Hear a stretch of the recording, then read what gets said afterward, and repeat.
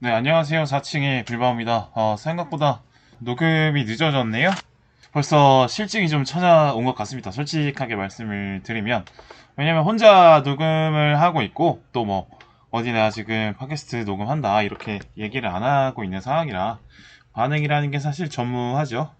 다 알고 있는 거니까 뭐 그렇게 실망을 하지 않는데, 그럼에도 불구하고 조금은 해이해진 건 맞는 것 같습니다. 그래도 혼자 녹음하고, 편집하고, 아니다 싶어서 다시 녹음하고 이런 재미는 있기 때문에, 그리고 영화에 대해서 한 번 더 자신의 말로 생각으로 소화하는 또 재미가 있어서 뭐 꾸준히 해볼 생각입니다. 이런 게 다 기록이 되겠죠. 쌓여가겠죠.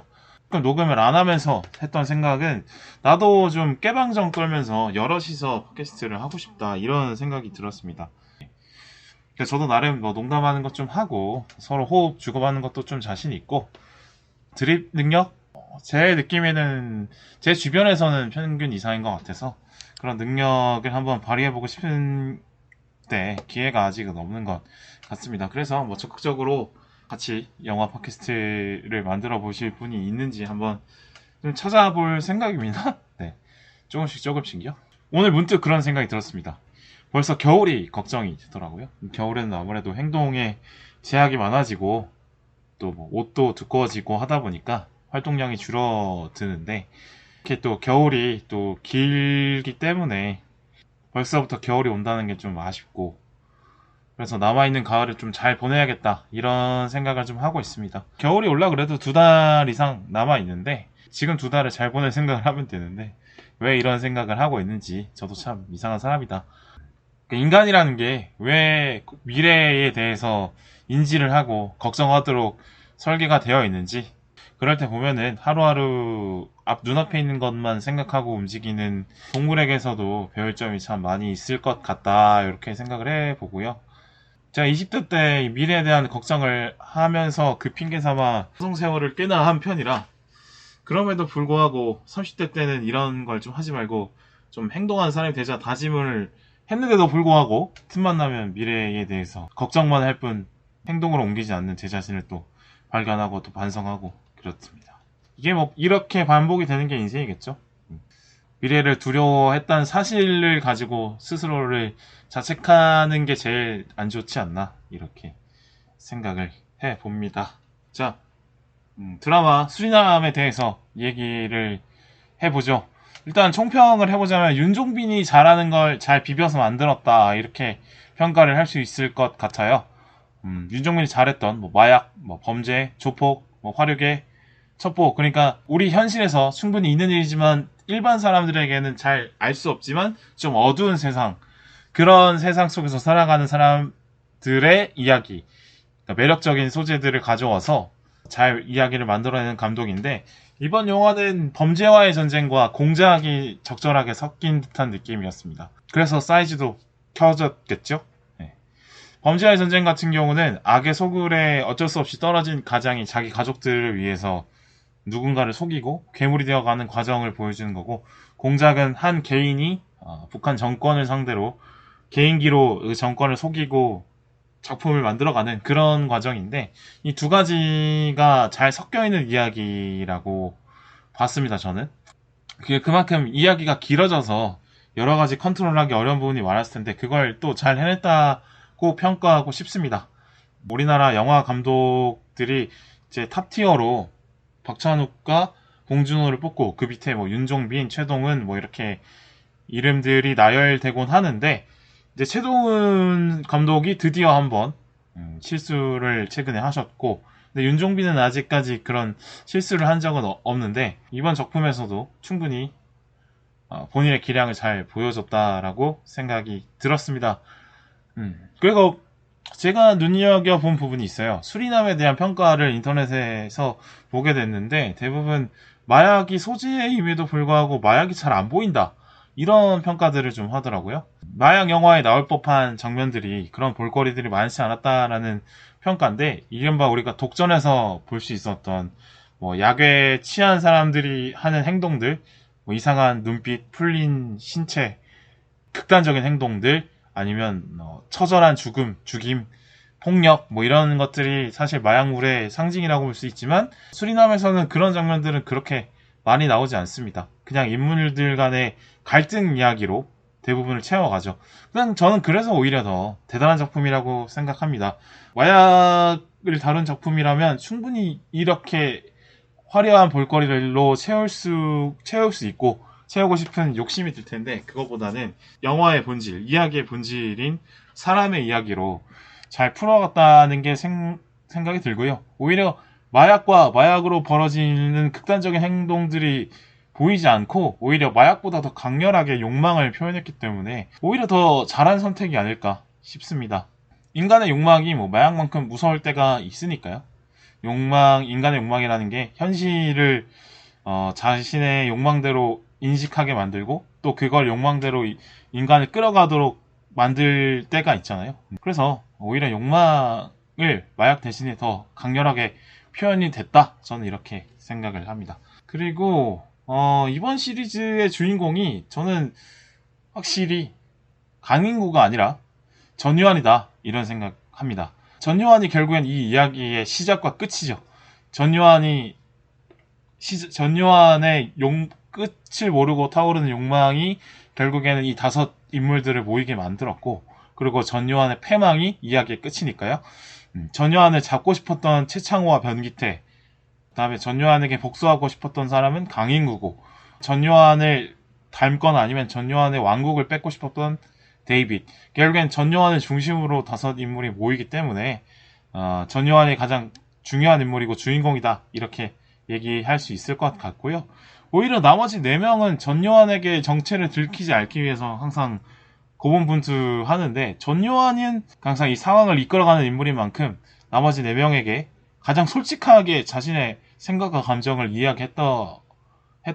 그게 오히려 영화를 돌이켜 봤을 때 저는 이 배우들의 연기에 대해서도 얘기를 해보자면 하정우 배우는 확실히 그러니까 하정우 배우 본인의 성격이 잘 묻어나는 캐릭터를 할 때 연기가 참 잘 산다 이런 생각이 듭니다. 그러니까 본캐죠. 본캐 성격과 다른 캐릭터를 한다고 해서 연기를 못한다는 게 아니라 그 하정우 배우 인터뷰 보면은 사람이 참 유쾌하고 능글능글하고 장난도 좋아하는 그런 성격인 거를 알 수가 있는데 그런 성격과 다 있는 캐릭터들을 할 때 확실히 이제 발군이다 이런 생각이 들고요. 오히려 황정민은 본인의 그러니까 일반적인 자연인 황정민과 다르게 좀 극단적인 캐릭터, 그러니까 영화에서나 볼 것 같은 극단적인 캐릭터들을 황정민이 제일 잘 소화한다고 생각합니다.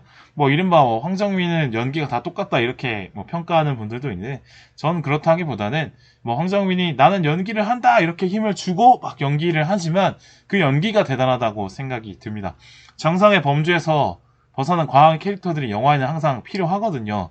그런 상황의 심각성을 더해주고 이야기를 좀 더 흥미롭게 끌어가기 위해서는 이런 극단적인 캐릭터들이 필요한데 그런 게 좀 황정민 배우에게 맡기는 게 그런 역할들은 제일 맞다 이런 생각이 듭니다.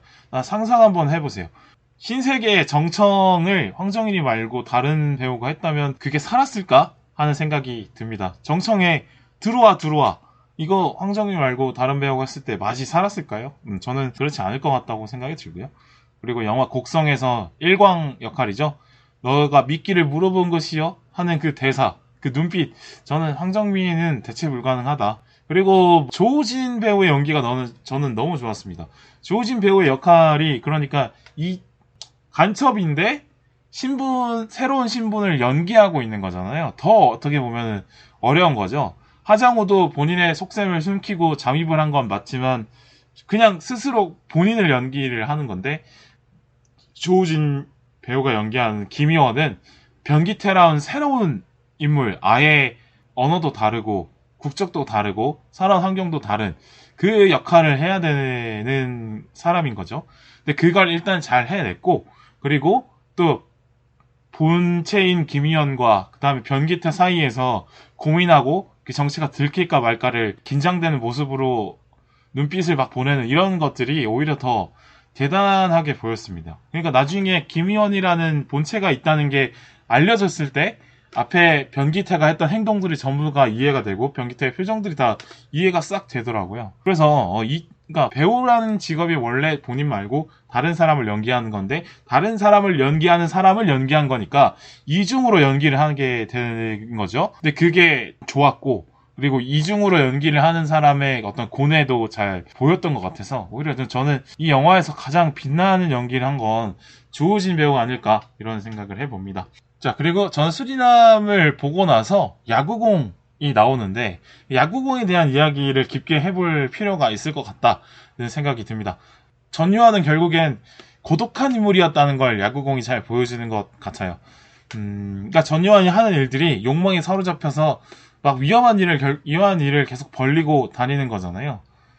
언제든 목숨을 잃을 수 있다는 걸 생각을 하고 있는 거고, 자신의 주변 모두도 믿을 수 없다라고 생각을 하는 거죠.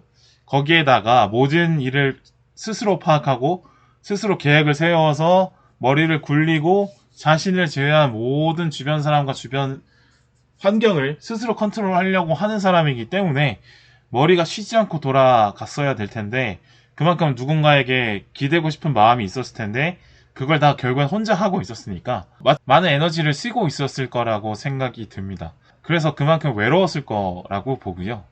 예를 들어서 주변에 전요한의 눈에 차는 인물들이 만약에 있었다고 하면 그 사람에게 좀 일을 주려고 할 마음이 있었을 것 같아요. 강인구를 발견하고 호감을 표시하고 강인구가 의심살만한 행동을 해도 믿어주는 걸 봤을 때는 강인구가 자신을 도와서 같이 일을 할 수 있는 사람이라고 파악을 했던 것 같거든요. 그 정도라고 생각하면 제가 앞에 말씀드렸던 변기태를 연기한 김희원 캐릭터는 그 정도의 깜이 될 수 있는 사람인데 약간 우직하고 말보다는 주먹이 앞서는 변기태를 연기를 했기 때문에 그걸 못 알아본 거죠. 만약에 김희원 본캐로서 전유한에 다가갔다면 김희원의 명철한 모습을 보고 바로 전유한이 김희원에게 반하지 않았을까. 변기태를 연기한 김희원을 연기한 조우진 배우 최고라는 생각이 드네요. 그 야구공이 그래서 그 인간적인 전유한의 모습의 마지막 남은 부분인 거죠. 전요한이 처음부터 이렇게 미쳐있는 욕망에 미쳐서 목사를 참칭하고 마약을 파는 이런 괴물은 아니었을 거란 말이죠. 누구보다 욕망이 강하게 태어났을 수도 있는데 그 트리거가 발현되기 전에는 그래도 인간적인 모습이 남아있었을 거라고 생각을 합니다. 그러니까 아무 자신의 사업에 이득이 안 되는 야구를 만사 제쳐두고 봤던 거죠. 기댈 것 없이 고독하게 버티고 있는 전유한 입장에서는 야구가 유일한 탈출구였다고 생각이 듭니다. 현실에 자신의 이익이 아무런 접점이 없는 그 야구에 관심을 쏟으면서 빡빡한 현실을 좀 있는 거죠. 사실 야구 그깟 공놀이라고 하지 않습니까? 저 스포츠 팬이라서 그깟 공놀이라는 자조적인 표현에 상당히 동의를 하는 편인데 고독한 전유한에게 야구공이 유일한 친구였던 거죠. 근데 야구공의 사인이 이제 얘기가 많이 나오던데 전유한의 입장에서는 사인은 사실 웃기는 거죠. 사실 믿음이라는 것 자체를 우습게 보는 사람이잖아요. 그러니까 그러니까 믿음을 전파하는 목사를 하면서 다른 사람의 믿음을 우습게 이용해버리는 사람인 거죠. 그러니까 사람들이 어떤 유명한 사람의 사인을 믿고 좋아하고 이런 것을 볼 때 전유한 속으로 되게 웃고 있을 거예요. 일단 저런 거를 믿는다는 게 사람들이 바보 같아 보였을 거고 그리고 사인으로 많은 이득을 가져올 수 있어서 또 속으로 웃음이 났을 거라고 생각을 합니다. 근데 그 야구공에 담겨있는 박찬호 사인만큼은 그거 진짜라고 되게 소중하게 생각을 하잖아요. 믿음이라는 것의 가치를 다 인정하지 않고 그냥 믿음이라는 것을 이용하는 전유한에게 이른바 약간 그나마 남아있는 믿음의 가치를 보여주는 게 이 야구공과 야구공의 박찬호 사인인 것 같습니다. 그만큼 소중하게 여기는 물건이겠죠. 근데 강인구는 전유한 같은 인물이 될 수 있는 자질이 있는 사람이라는 게 많이 보이잖아요. 능글능글한 성격에 딜도 칠 줄 알고 과감하게 지를 줄도 알고 친구를 만들 줄도 알고 자신이 궁지에 몰렸을 때 묘책을 내서 탈출할 줄도 아는 어떤 그런 깜이 있는 사람인데, 전요한은 자신과 닮은 강인구의 모습을 알아차린 것 같습니다. 전요한과 강인구의 다른 점이 있다면 강인구는 꽤나 의리가 넘치는 사람인 거죠. 보면 자신의 사람을 한 번도 배신한 적이 없는 게 강인구예요. 부모님이 돌아가셔도 동생들을 끝까지 챙겼고, 같이 수리남으로 온 친구를 끝까지 챙기고, 가족들에게도 항상 돈을 보내면서 챙기고, 부인과 멀리 떨어져 살아도 부인에 대한 의리도 지키는 거죠. 여러 번 의심하게 되고 자신의 기대대로 안 움직여주고 잘 모르겠는 국정원의 최창호도 끝까지 믿고, 최창호가 하자는 대로 결국에는 해주고 기다려주는 거죠. 그러니까 의리가 기본적으로 깔려있는 사람인데, 워낙 어릴 때부터 생존투쟁에 놓여져 있다 보니까 의리를 접어두고 이득을 쫓게, 그런 인생을 살게 됐을 뿐이지 되게 의리가 넘치는 사람이다. 그래서 강인구와 전요한의 차이는 의리가 있냐 없냐로 나눌 수 있는 것 같습니다. 그런데 전요한은 강인구에게서 그런 자신이 흑화되기 전에 그 모습을 봤던 것 같아요. 그래서 강인구라면 자신을 이해해줄 수 있는 친구가 되지 않을까 생각을 한 것 같고, 그래서 그렇게 소중하게 아끼는 야구공을 강인구가 브라질 국경으로 마약 거래를 하러 갈 때 행운의 표식이라고 주는 것 같아요. 이 장면을 그러니까 이 야구공을 준다는 것 자체가 어떤 사람에게 선의를 표현하는 방법을 잊어버린 전요한에게는 엄청난 수줍지만 진심의 표현이 아닐까. 진심을 표현하는 게 어색해져 버린 인간의 수줍은 사랑 고백이 아닐까, 야구공이. 뭐 그런 생각이 들고, 이런 모습에서 신세계의 정청과 이자성의 관계와 수리남의 전요한 강인구의 관계가 겹치게 되죠. 저는 그 관계가 좀 겹쳐 보였어요. 이거 비슷한 점은, 일단 정청과 전요한은 자신이 마음에 들어하는 사람이 스파인 걸 알아채고 그 사람의 정체를 덮어주려고 하는 선택을 한다는 거죠. 근데 이자성은 그 선택을 받아줬고, 강인구는 전요한의 호의를 받아주지 않았다는 거. 그게 차이지 않을까. 제가 봤을 때는 전요한은 강인구의 정체를 충분히 알려고 하면 알 수 있었을 것 같거든요. 그 통신회사 기록을 마음대로 뽑아볼 수 있는 게 전요한의 능력이고, 또 전요한의 능력이라면 강인구가 매분 매초 뭐 하는지 감시할 수 있는 사람을 붙일 수도 있는데 말이죠. 근데 그렇게 빡빡하게 감시하지 않아요. 빈틈을 항상 만들어주죠. 전화할 공간을 만들어준다거나, 아니면 뭐 시내에 혼자 나갈 수 있도록 해준다거나, 분명히 누군가와 통화하는 걸 잘 볼 수 있고 들을 수 있는 데도 그냥 냅뒀던 것 같다. 저는 이런 생각 듭니다. 전요한은 강구의 정체를 충분히 알고 있었다. 전요한 같은 경우는 사람의 쓸모로 판단하고, 쓸모가 당하면은 여차없이 죽여버리자라고 얘기하는 사람인데, 강인구는 마음에 들었고 일단 호감이 있고 또 쓸모가 꽤 크다고 생각했기 때문에 그런 감정적인 거에서 흔들려서 언제 죽여야 될지 헷갈렸던 것 같습니다. 그런 헷갈림이 결국에는 전요한의 파멸로 이어지게 되는 거겠죠. 그렇습니다. 저는 수리남이 그래서 참 볼만하고, 연기 때문에도 그렇고 야구공을 비롯한 이야기도 잘 만들어져 있다고 생각해서 꼭 보셨으면 좋겠다, 이런 얘기 드리고 싶고요. 수리날 보면서 좋은 넷플릭스 시리즈란 무엇일까에 대해서 생각을 해봐요. 오징어 게임과 공통점이 꽤나 있더라고요. 일단 강렬한 소재, 그러니까 욕망, 큰 돈이라는 욕망을 자극하는 게 일단 오징어 게임과 수리남의 공통점이라고 볼 수 있고, 큰 돈을 차지하거나 혹은 죽거나, 그러니까 극단적으로 몰아붙이는 게임에 주인공들이 놓여져 있습니다.